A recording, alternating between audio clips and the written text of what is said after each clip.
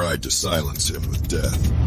He conquered the grave instead. Jesus is out here healing the sick, touching the untouchable, lifting up the broken, bringing hope where there was none. He's walking through towns, crowds pressing in from every side, people desperate just to touch the hem of his robe. And it's not just miracles. He's calling people out, religious leaders, scribes, Pharisees, exposing the lies, the pride, the fake holiness. He's flipping tables, literally and figuratively, and they can't take it, not because he's wrong, but because he's right, too powerful, too real. So the so-called religious leaders start plotting. They follow him, not to learn, but to trap him. They throw questions at him in public, hoping he slips up. Should we pay taxes to Caesar? What's the greatest commandment? But every time, Jesus answers with truth so sharp, it cuts through their games. The crowds marvel, the leaders fume, because they're losing control. They see people shifting, hearts changing, and that scares them. They try to discredit him, say he's a drunk, a blasphemer, demon-possessed, but none of it sticks. The people keep coming. The miracles don't stop. The love only grows. So finally, they decide, quietly, behind closed doors. They can't just cancel him. They can't just ignore him.